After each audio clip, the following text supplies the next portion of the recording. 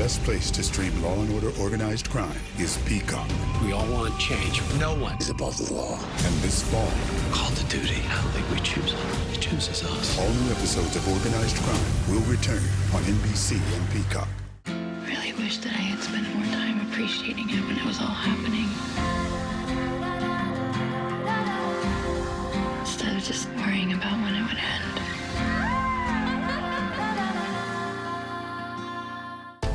Later, Jimmy Fallon welcomes Kenan Thompson, NBC Tonight.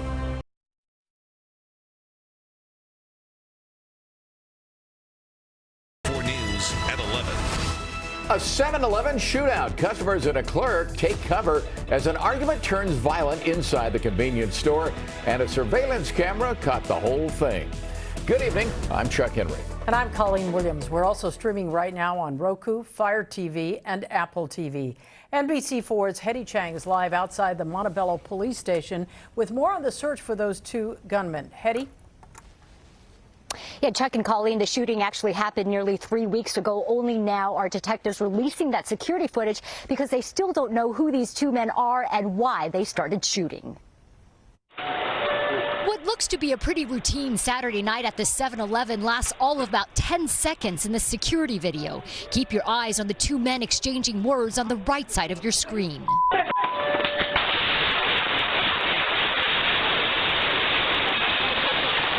The shootout between them sends customers and the cashier ducking for cover at the store on South Greenwood Avenue.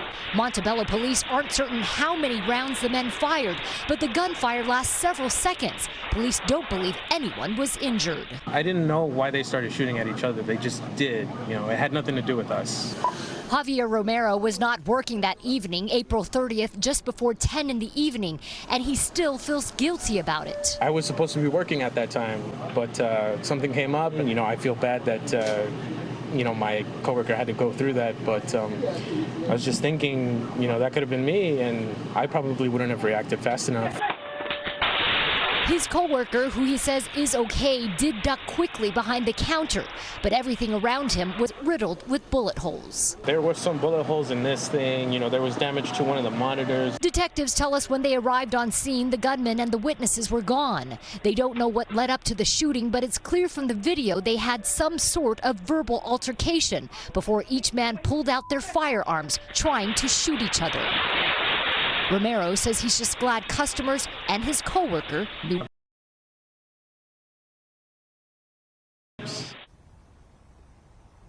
Police don't have a lot to go with on this one. That's why they released the video, hoping that someone recognizes the two men. We're live in Montebello tonight. Hetty Chang, NBC4 News. New tonight, one person died after a fire ripped through a rental building in Hollywood. This fire broke out on West Lexington just after 6 o'clock tonight. On any given day, we're told there are dozens of rooms rented out to artists.